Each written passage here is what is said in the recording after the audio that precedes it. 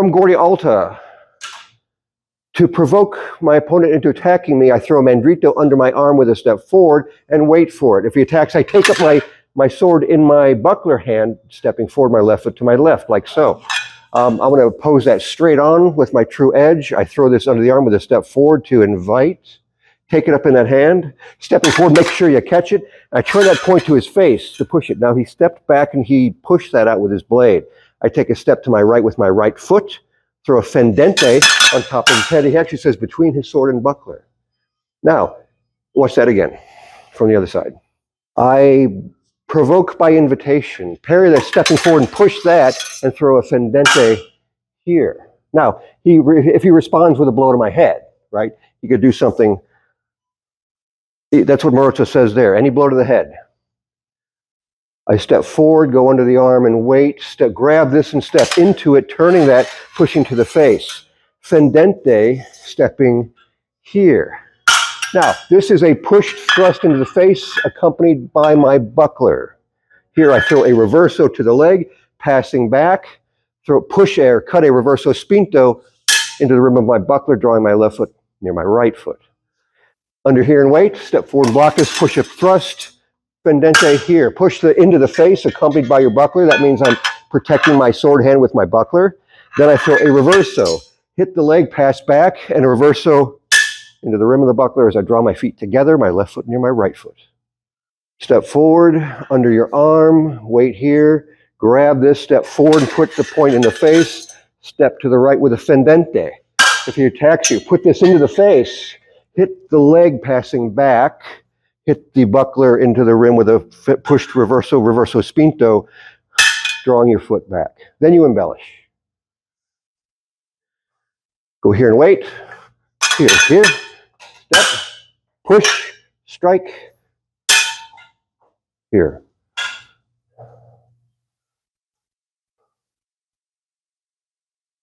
One, two, three, 4, 5, 6, 7.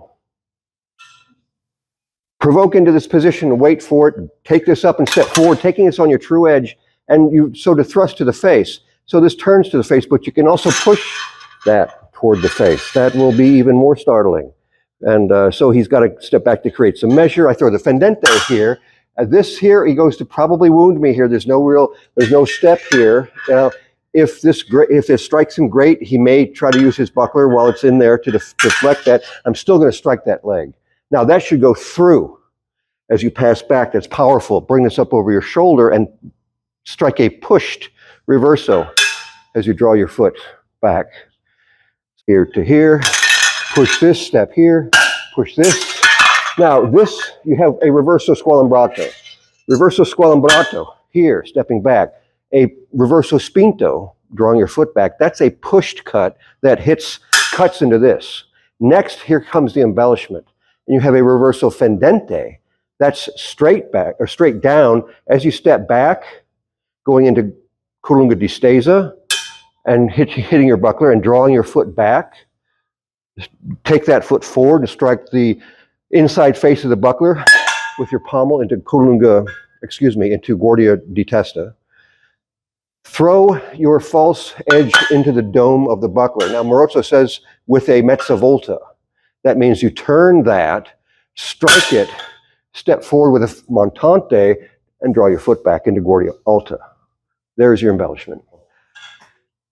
So I make this provoking invitation. He says, grab this up, step and pair with your true edge. That means I've got to stop it. He does say that I'm to thrust in his face next, but you can't be stepping forward here thinking about thrusting in his face. If you're doing that, you're getting hit in the head. So make sure you parry it squarely on your true edge, grabbing it in your buckler hand, stepping forward. Then you're to thrust to the face. Now, if I'm here, it's likely he's provoking. I'm stepping forward. I'm barely inside the reach of that. If I turn here, I can't really reach his face. Right here, I'd have to step again. That wouldn't be the play. So I've stepped forward here, Marozzo doesn't say that I drive this down with my sword and push strongly to wound the face.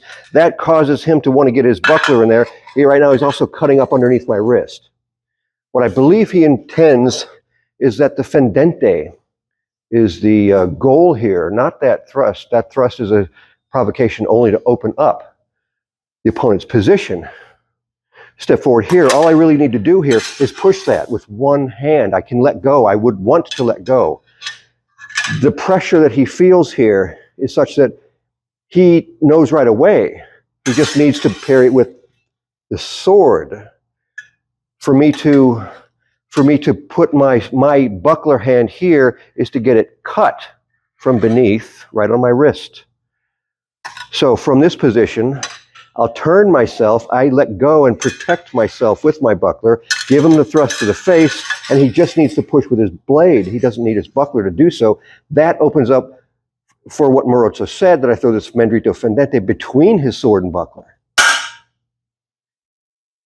So there's the in-depth detail on that maneuver, and what's the most important thing about it, as always, not just the words and what they said, but what's not always stated, the intention is what we really must understand.